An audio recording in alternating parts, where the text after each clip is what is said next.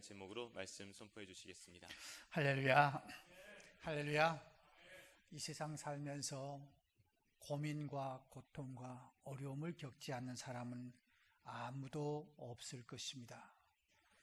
만약 있다고 한다면 저 부평 공동묘지에 누워있는 그 시신들일 것입니다. 살아 숨쉰다고 하는 것은, 우리가 살아있다고 하는 것은 나름대로 고민과 문제가 있다고 하는 말과도 같을 수 있을 것입니다. 지금 여러분들은 어떤 어려움이 가장 큰 어려움이라고 생각하십니까? 어떤 고민이 가장 적다고 생각하십니까? 어떠한 사람은 이렇게 이야기하더군요. 돈으로 해결할 수 있는 고민이 가장 작은 고민이라고. 이것은 돈만 있으면 해결될 수 있는 일인데, 우리 인생 앞에서는 돈 가지고도 해결될 수 없고, 힘 가지고도 안 되고, 백 가지고도 안 되고, 지식 가지고도 안 되는, 또 세월을 1년, 2년, 3년 기다려도 안 되는 그러한 고민거리가 있습니다. 이런 문제가 큰 문제이겠지요. 오늘 성경에 나오는 다윗은 내 인생 속에서 이런 시련이 있다라고 고백하고 있습니다. 그 시련이 무엇입니까? 오늘 1절에 보면 이렇게 이야기하고 있습니다. 주의 날개 그늘 아래서 이 재앙들이 지나가기까지 피하리다 라고 이야기하고 있습니다. 고통이 얼마나 컸던지 다윗은 자기가 당하고 있는 이 고통이 재앙이라고 이야기하고 있습니다. 힘 가지고 또 안 되고, 어떤 해결책도 있는 것도 아니고, 자주 오는 것도 아니고, 어떻게 하면 내 인생 평생 한 번 올까 말까, 아니면 10년 아니면 100년에 올까 말까 하는 큰 어려움을 우리는 재앙이라고 하지 않습니까? 재앙이라고 하는 것은 시련의 차원이 아닙니다. 버림을 받아 저주 가운데 버려졌다고 느낄 때에 재앙이라고 하는 말을 쓰기도 하지요. 다윗은 자신이 당하고 있는 고통은 너무너무 컸습니다. 그래서 고통이라고 말하지 않고 오히려 내가 지금 당하고 있는 이 어려움은 재앙이다라고 이야기하고 있습니다. 그러니 그가 얼마나 큰 고통을 당하고 있는가 하는 것을 느낄 수가 있는 것이죠. 그것뿐만 아닙니다. 다윗이 오늘 내가 당하고 있는 이 고통은 재앙일 뿐만 아니라 4절에서 이렇게 말합니다. 내 영혼이 사자들 가운데서 살며, 나는 사자의 밥이 되었다라고 고백하고 있는 것이죠. 내 영혼이 사자 가운데 처해 있다는 것입니다. 이것은 자신이 사자의 밥이 되어 맹수의 입에 찢겨질 위기에 놓였다고 하는 뜻이지요. 다윗은 사자 앞에서 공포에 떨다가 잡혀 먹어야 할 토끼와 같은 존재가 바로 내가 오늘 처해 있는 상황이라는 겁니다. 또한 그는 계속해서 이렇게 말합니다. 내가 불사를 자들 중에 누웠더니 라고 말하고 있는 것이죠. 이것은 자신이 결박당한 채 화형당할 위기에 놓여 있는 비참하고 초라한 자기 자신이 되었다는 것입니다. 그 공포와 두려움이 얼마나 컸겠습니까? 다윗은 자신이 그런 자와 같이 처지에 놓여 있다. 그들의 이는 창과 화살이요 그들의 혀는 날카로운 칼 같도다. 원수들의 칼날같이 이빨에 다윗의 몸이 갈기갈기 찢겨질 위기에 있다라고 이야기하고 있습니다.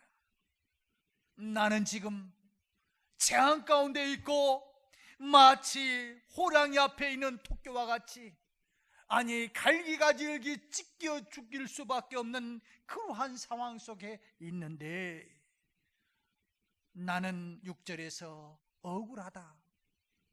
6절에서 그들이 내 걸음을 막으려고 그물을 준비하였으니 내 영혼이 억울하도다라고 고백하고 있습니다.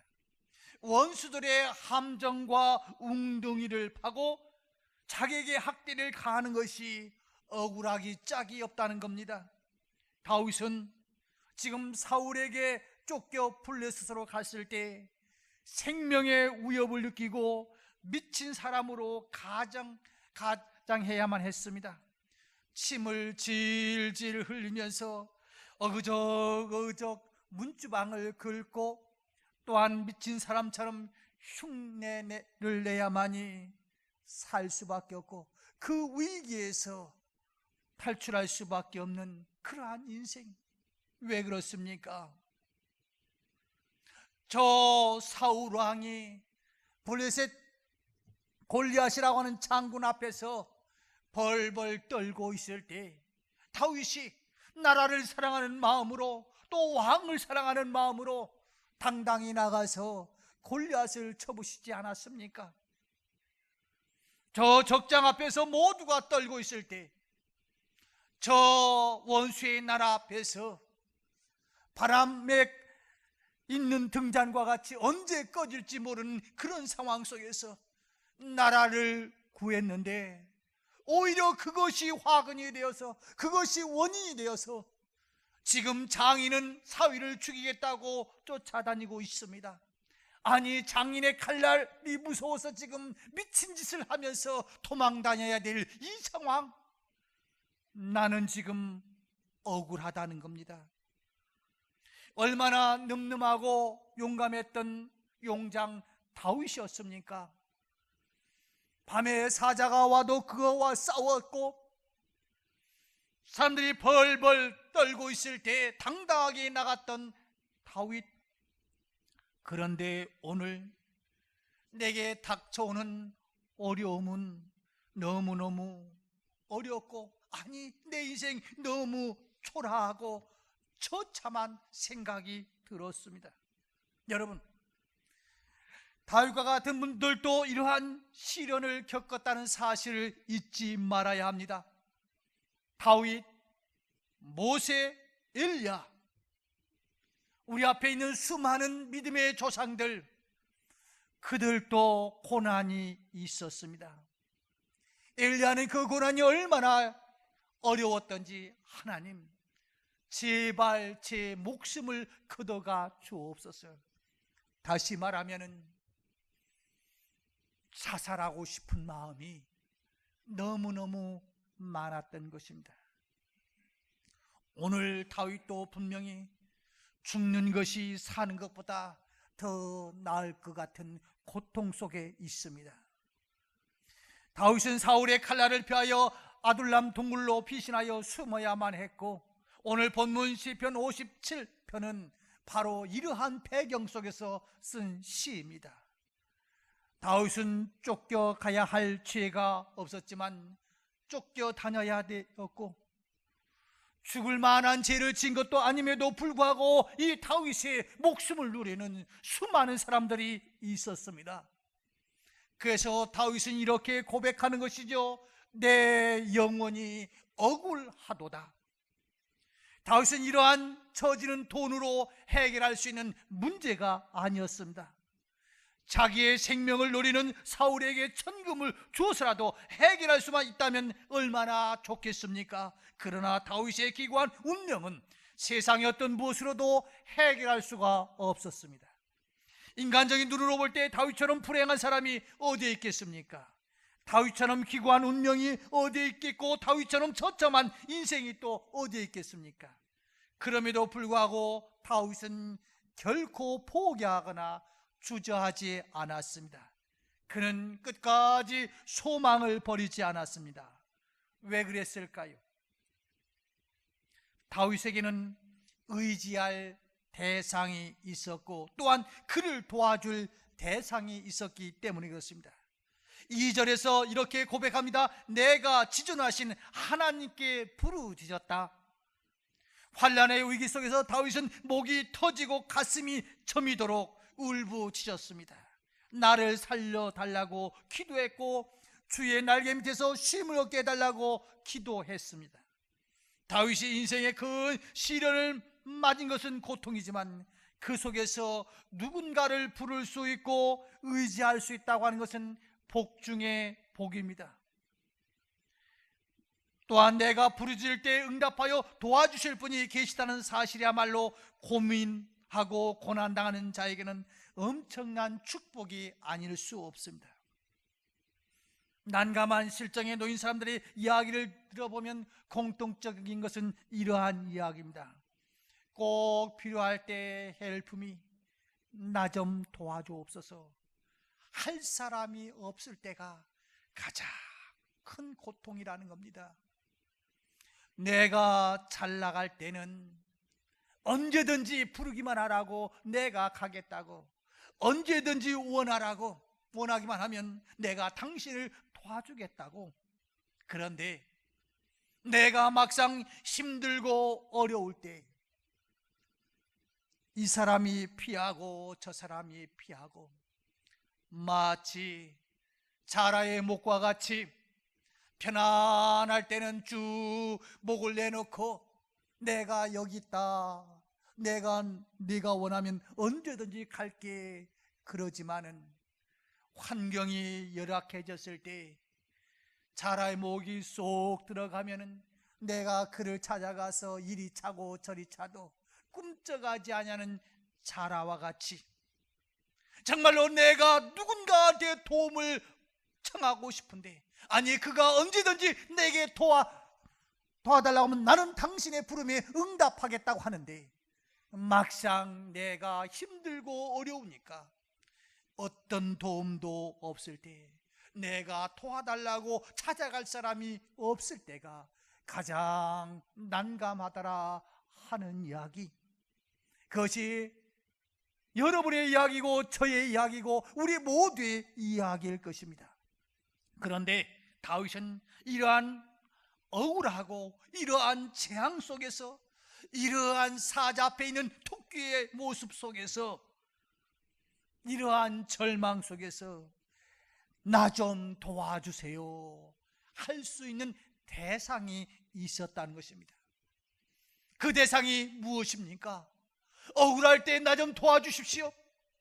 지금 사자가 나를 죽이려고 달려들고 있을 때 나를 도와주세요. 누구의 힘 갖고도, 정부의 힘 갖고도 안 될 재앙이 내 앞에 닥쳐왔을 때 나를 도와주세요 하는 대상이 누구입니까? 오늘 다윗은 이렇게 말합니다. 그분은 전능하신 하나님이시라고, 구원의 하나님이시라고, 그 하나님께 나는 목 놓아 부르짖겠다고 고백하고 있습니다.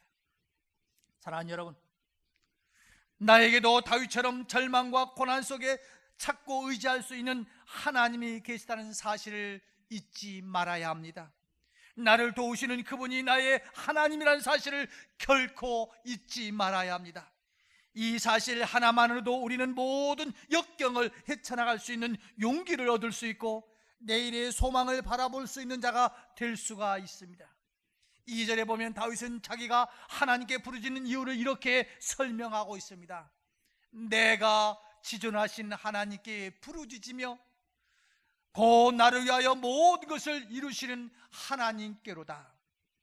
다윗이 절망 가운데서 기도할 수 있는 이유는 하나님이 나를 위하여 모든 것을 이루시는 분이기 때문이라는 것이죠. 그렇습니다. 좋으신 하나님께서 여러분의 환난과 곤궁을 이미 알고 계시며 눈물의 기도를 응답해 주실 사실이라는 사실, 이것만 믿는다고 한다면 아무리 재앙 가운데 있다 할지라도 절망하지 않습니다. 그래서 오늘 다윗이 이제 찾고 있는 것이 무엇입니까? 찾은 해답이 무엇입니까? 8절입니다. 8절 한번 같이 읽습니다. 8절을 같이 읽습니다. 같이 읽습니다. 시작.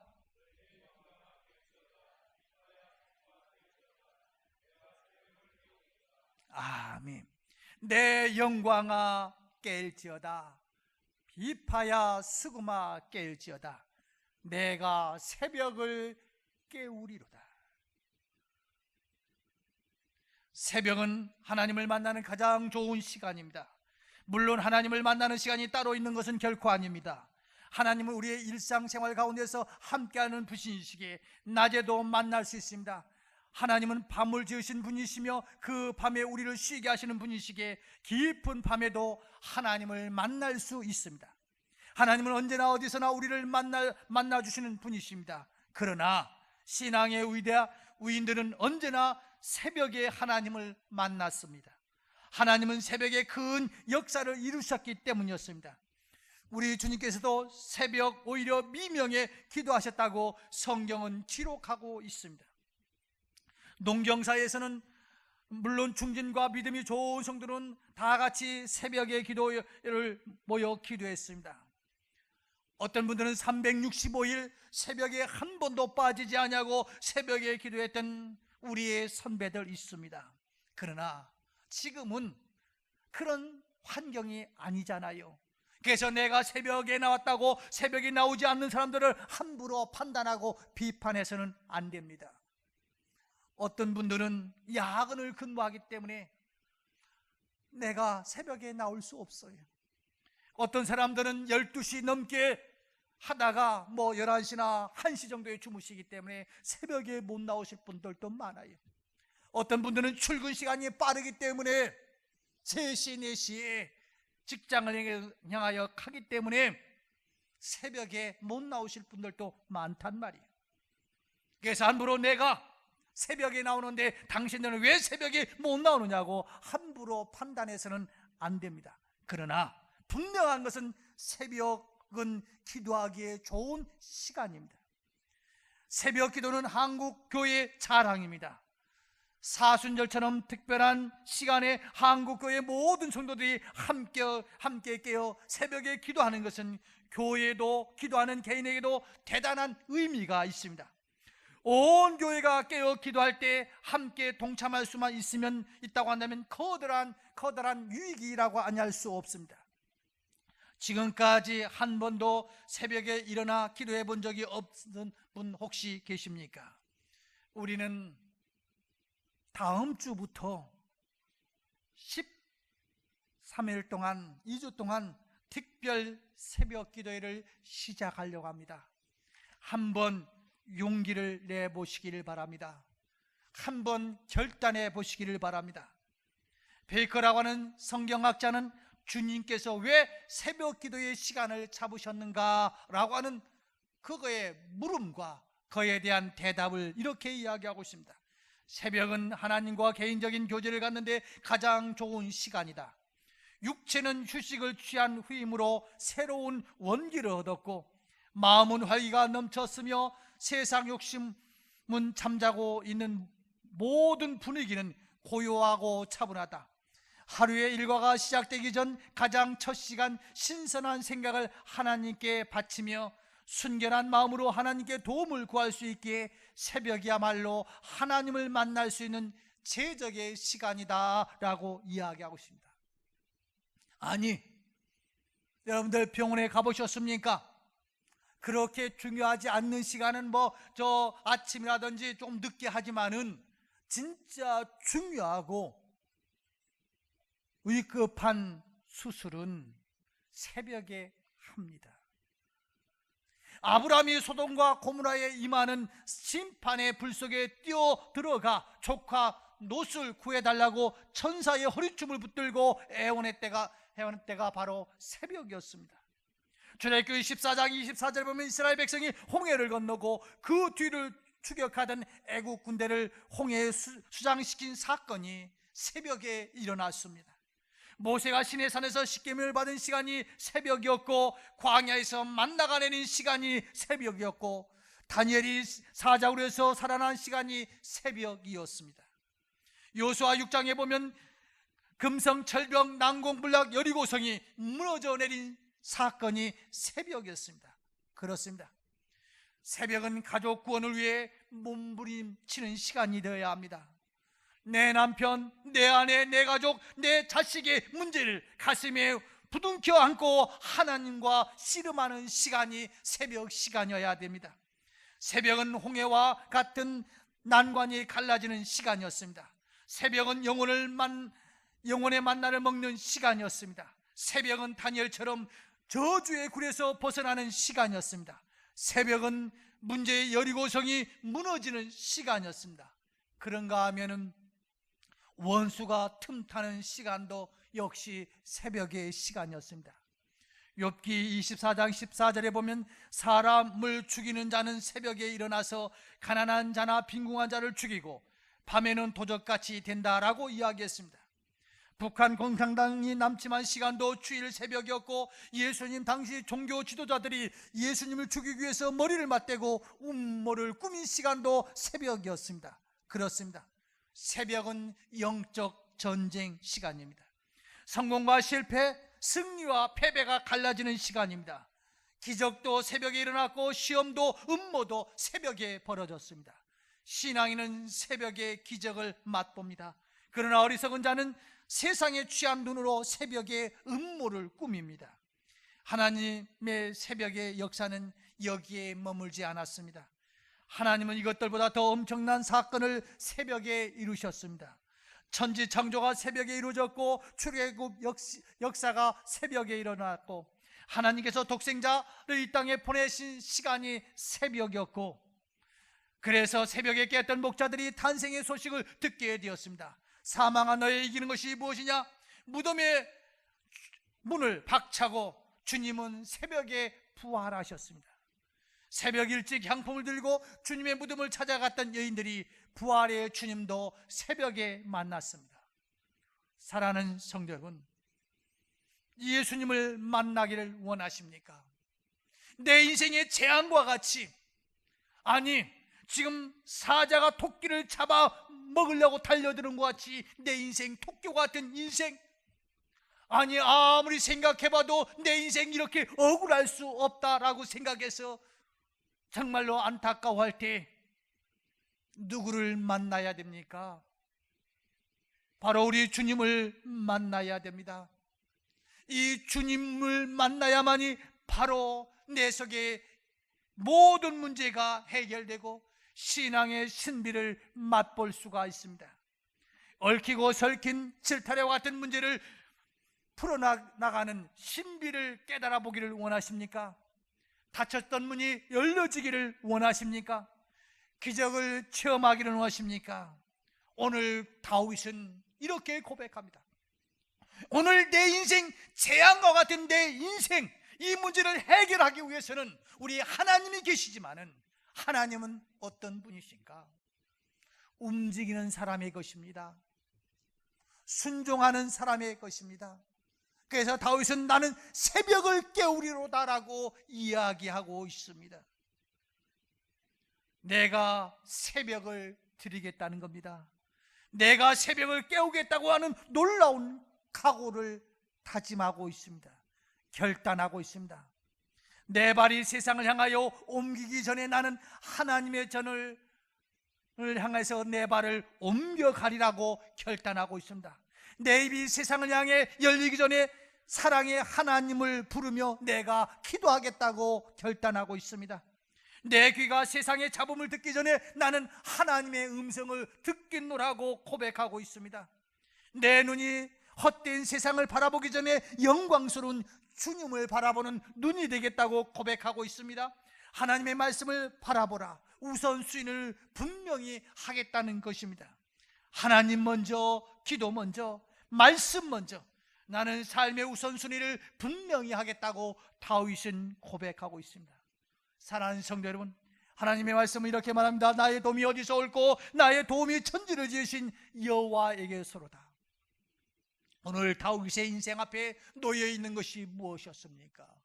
완전히 어떤 것 갖고도 해결할 수 없는 재앙과 같은 환경이 오늘 다윗 앞에 다가와 있습니다.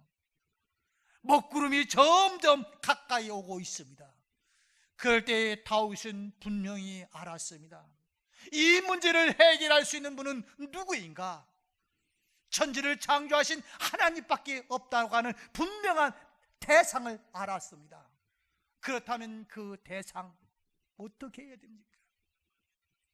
하나님은 우리 앞에 여기에 음료수도 있고, 여기에 빵도 있고, 여기에 과일도 있고, 여기에 생수도 있고, 많이 나왔습니다. 오늘 이 상황 속에서 내가 밥을 먹은 사람이라면 뭐 커피를 먹든지 과일을 먹으면 되겠지요. 밥을 먹지 않은 사람은 배가 고프니까 밥부터 먹어야 되겠죠. 목이 마른 사람은 음료수를 마셔야지요. 그런데 하나님은 야, 입 벌려, 내가 내 입에다가 생수 부어줄게, 내가 내 입에다가 빵 넣어줄게, 그런 분이 아니란 말이에요. 자, 봐라, 내 인생 속에 이렇게 많은 것이 있는데 너 한번 봐라, 내가 필요한 것이 무엇이냐. 그리고 일어서라. 그리고 발걸음을 옮겨서 내가 생수가 필요하면 생수 있는 쪽으로 가고, 그 다음에 과일이 필요하면 과일 쪽으로 가라. 그리고 내 손을 옮겨서 잡아서 먹으면 그것이 내 것이야. 아무리 내 인생 재앙이 있다 할지라도 모든 것을 가지고 계신 우리 주님을 찾기만 하면 됩니다. 그리고 이제 다윗의 고백과 같이 하나님 앞에 나는 기도하겠다, 새벽을 깨우겠다라고 이야기하고 있습니다. 사랑하는 성도 여러분, 좀 전에도 말씀드린 대로 우리가 365일 새벽을 다 깨운다면 그보다 더 좋은 것은 없겠습니다마는 13일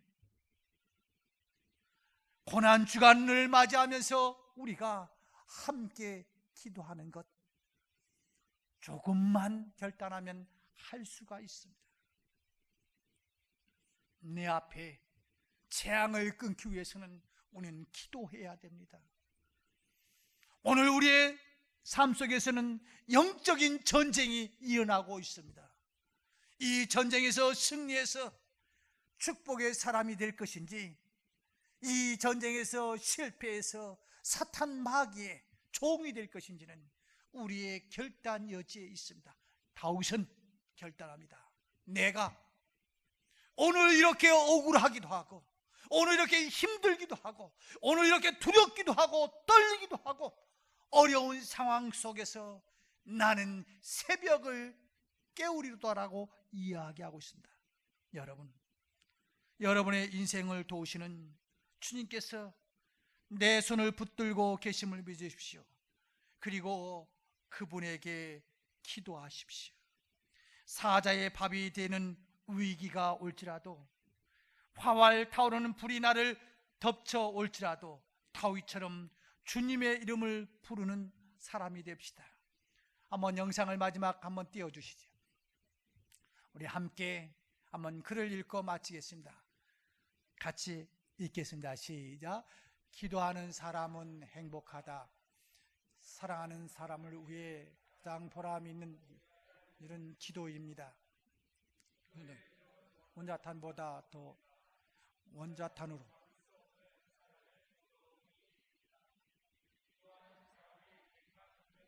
더 큽니다. 기도는 싸우지 않고 다 얻을 수 있는 힘이 있습니다. 기도는 하늘 보좌로 움직이고 세계로 움직일 수 있습니다. 기도하는 사람은 하나님의 사랑하는 사람이기 때문입니다. 기도하는 사람은 진정 행복한 사람입니다. 기도하겠습니다. 하나님 아버지, 오늘 다윗의 삶 속에서 나는 재앙을 당한 듯한 아픔이 있고,